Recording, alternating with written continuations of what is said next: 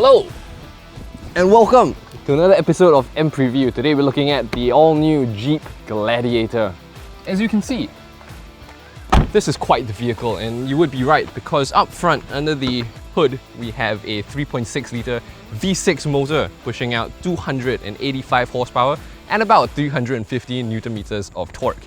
Up front we can see this big bash bar, front LED fog lamps and headlights, and the signature Jeep grille. And on the side, we have these 17-inch aluminum rims coated in these big-ass chunky off-road tires. Now in true Jeep fashion, if I wanted to, I could fold down the windscreen, I could take off the doors, and I can take the roof off, which I've half done, so I can get a convertible truck. And if I wanted that recon Jeep experience that I didn't get in NS, I can get it in this. As for the boot, well, it's not really a boot, is it? It's a full-on trunk bed. And if I wanted to, I can very easily climb inside. But what I can do is I can sit on this rear tailgate and enjoy my nice afternoon in the middle of absolutely nowhere. And if I brought along a picnic with me, I can lower down the rear hatch so people don't steal my lunch. So the rear seats of the Gladiator, it's not the most luxurious place to be, but it's not really meant for that, is it? If I still wanted to, I could put my child seat back here. I've still got 3 seats with good enough legroom. I've got air vents, cup holders, a little bit of extra storage behind the seat, and the speakers for the sound system, which is actually pretty good.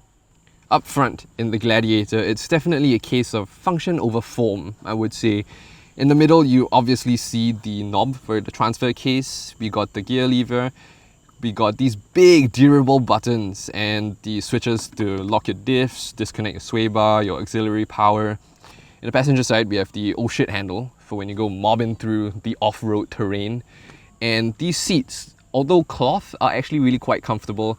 And in the center, we have a huge amount of storage. I can fit so much stuff in there. But we still get some creature comforts like the big infotainment screen in the middle with some off-road apps. I got Android Auto, Apple CarPlay. I still get a nice leather steering wheel and a semi-digital gauge cluster with a screen in the middle I can set to my own liking. So overall, I think it is quite a nicely functional interior. So the Gladiator has some really complicated suspension trickery that if you want to find out more about, you can read in the article linked in the description below. The Gladiator is not a small vehicle, and you do feel that. You do get the sense that there is about 8 meters of car behind me, and I can see about 4 meters of hood in front of me. What that means is, while I do feel big and commanding on the road, I imagine when I go home tonight to my multi-story car park, this thing will be a little bit tricky. Now on the open road, the Gladiator's steering especially, there's not much feel to it, it's quite dead, and same for the brakes. But off-road, they feel totally fine. I know where the wheels are, I know what it's gonna do. There's good power, there's good torque. And for a car like this, it's not really meant to be on the open road, is it?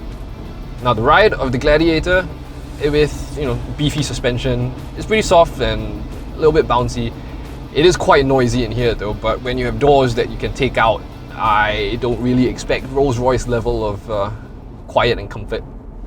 Thankfully, on a truck this size, I do get safety features such as blind spot monitoring, for example right there. So if I signal and there's someone behind me, I don't accidentally filter out into a blue SG car or something. While the Gladiator is undoubtedly a very capable off-roader with more than enough space to carry around all your barang-barang, whether or not you actually need it, that's up to you. Thank you very much for watching this episode of mPreview. Be sure to like, share and subscribe, and I'll see you on the next one.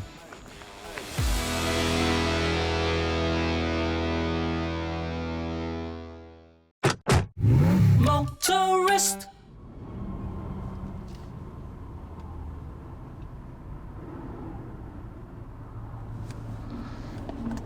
This is gonna be a while.